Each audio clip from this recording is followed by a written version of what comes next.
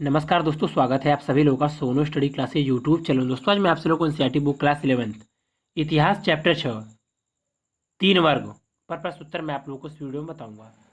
संक्षेप में उत्तर दीजिए। प्रश्न नंबर 1, फ्रांस के प्रारंभिक सामंती समाज के दो लक्षणों का वर्णन कीजिए। उत्तर, फ्रांस के प्रारंभिक सामंती समाज के दो लक्षण निम्नलिखित हैं। नंबर 1, फ्रांसीसी समाज मुख्य रूप से तीन वर्गों में विभाजित था। नंबर 1, पादरी। नंबर 2, अभिजात वर्ग। नंबर 2, कृषक वर्ग। पश्चिम चर्च के अध्यक्ष पोप होते थे और कैथोलिक चर्च से संबंध रखते थे।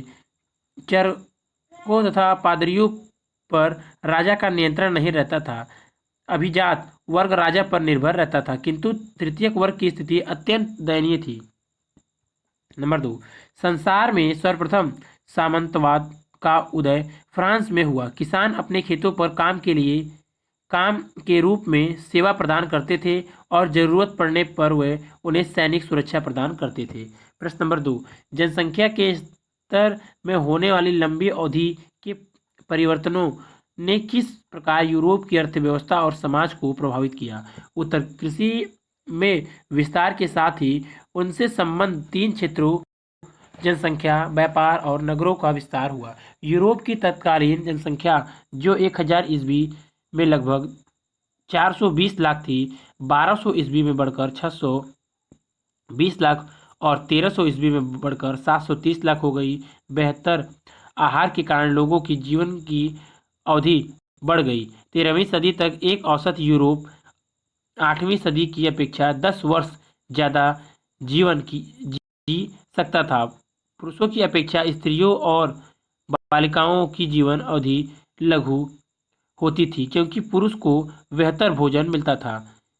11वीं शताब्दी में जब कृषि का विस्तार हुआ और वह अधिक जनसंख्या का भार सहने में सक्षम हुई, तो नगरों की तादाद में पुनः बढ़ोतरी होने लगी। नगरों में लोग सेवा के बजाय लाडों को, जिनकी भूमि पर वे बसे थे, उन्हें कर देने लगे।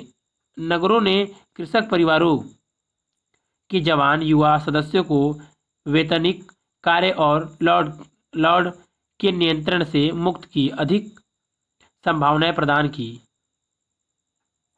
13वीं शताब्दी के अंत तक पिछले 300 वर्षों में उत्तरी यूरोप में तेज ग्रीष्म ऋतु का स्थान तीव्र ठंडी ऋतु ने ले लिया। परिणामात्मक पैदावार की अवधि कम हो गई और ऊंची भूमि पर फसल उगाना कठिन हो गया। ऑस्ट्रिया व सर्बिया की चांदी की खानों के उत्पादन में कमी के कारण धातु में कमी आई और इससे व्यापार प्रभावित हुआ। इसके अतिरिक्त 1347 और 1350 के मध्य लोग प्लेग जैसी महामारी से बुरी तरह प्रभावित हुए। आधुनिक आकलन के आधार पर यूरोप की आबादी का करीब 20% भाग इस दौरान काल कवलित हो गया, जबकि कुछ स्थानों पर मरने वालों की संख्या वहां की जनसंख्या के 40% तक थी। इस प्रकार जनसंख्या में परिवर्तनों के फलस्वरूप यूरोप की अर्थव्यवस्था और समकालीन समाज प्रभावित हुआ। प्रश्न नंबर 3, नाइट एक अलग वर्ग क्यों बने और उनका पतन कब हुआ। उत्तर, यूरोप में 9वीं सदी के दौरान युद्ध अधिकतर होते रहते थे। शोकिया कृषक सैनिक इस युद्ध के लिए पर्याप्त नहीं थे और कुशल अश्वसेना की आवश्यकता थी। इसने एक नए वर्ग की उत्पन्न किया जिसे नाइट कहा जाता था। वह लॉर्ड से उस प्रकार संबंध थे जैसे लॉर्ड राजा से संबंध था। लॉर्ड नाइट को जमीन देता था तथा उसकी सुरक्षा का वचन देता था, जिसके बदले में नाइट अपने लॉर्ड को एक निश्चित धनराशि देता था और युद्ध में उसकी तरफ से लड़ने का वचन देता था।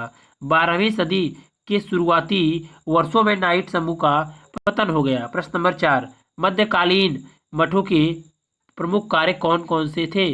उत्तर, मध्यकाल में चर्च के अतिरिक्त धार्मिक गतिविधियों के केंद्र मठ भी थे। मठों का निर्माण आबादी से दूर किया जाता था। मठों में भिक्षु निवास करते थे। वह प्रार्थना करते थे। करने के अतिरिक्त अध्ययन, अध्यापन तथा किसी भी करते थे। मठों का प्रमुख काम एक स्थान से दूसरे स्थान तक धर्म का प्रचार प्रसार करना था। मठों में अध्ययन के अतिरिक्त अन्य कलाएं भी सीखी जाती थी। आवेश हिल्डेगार्ड प्रतिभा संपन्न संगीत था। उसने चर्च की प्रार्थनाओं में सामुदायिक गायन की परंपरा के विकास में उल्लेखनीय योगदान दिया। 13वीं सदी से भिक्षुओं के कुछ एक समूह जिन्हें फायर कहते थे मठों में रहने का फैसला किया। 14वीं शताब्दी के प्रारंभिक वर्षों तक मठवाद के महत्व उद्योगों के बारे में कुछ शंकाएं व्यक्त की जाने लगी। मठों के भिक्षुओं का मुख्य कार्य ईश्वर की आराधना करना था।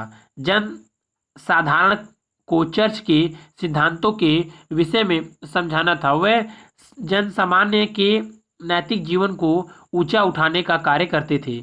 उन्हें शिक्षित करने तथा रोगियों की सेवा करने का प्रयास करते थे। संक्षेप में निबंध लिखिए।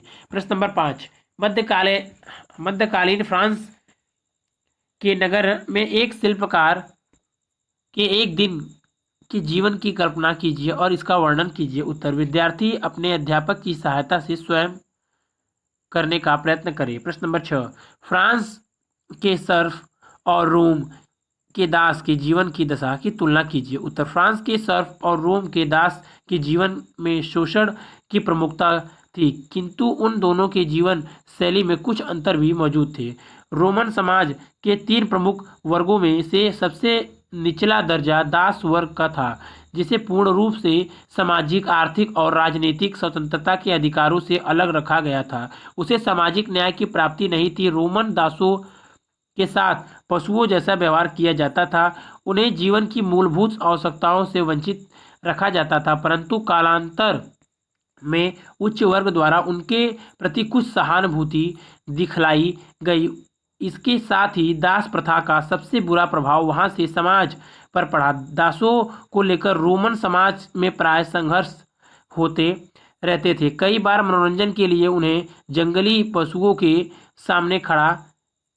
सामने डाल दिया जाता था। दासों की तत्कालीन दशा वंद से बेहतर थी। फ्रांस में सर्फ दास किसान थे और यह किसानों का निर्मम वर्ग था। इनकी समाज में काफ़ी संख्या थी। उन पर कई प्रकार से प्रतिबंध लगे हुए थे। उदाहरण के लिए उन्हें अपने मालिकों से खेती के लिए भूमि उपज का एक निश्चित भाग उन्हें देना पड़ता था। सरकों को अपने भूस्वामियों के खेतों पर बिना पैसे के काम यानी वेगार करना पड़ता था और मजदूरी दिए बिना ही उनसे मकान बनवाए जाते थे। लकड़ी कटवाई, सिंचाई की जाती थी। पानी भराने जैसे घरेलू काम भी कराए जाते थे। यदि वह आज़ाद या मुक्त होते तो प्रयत्न करते थे तो उन्हें पकड़कर कठोर सजा दी जाती थी। इस प्रकार रोमन दासों व फ्रांस के सर्फ की जीवन शैली में कोई विशेष अंतर नहीं था। हम कह सकते हैं कि दोनों का जीवन पशु जैसा ही था। अगर वीडियो अच्छी लगी तो वीडियो को लाइक करें, शेयर करें, कमेंट करें और नेक्स्ट वीडियो के लिए चैनल को सब्सक्राइब जरूर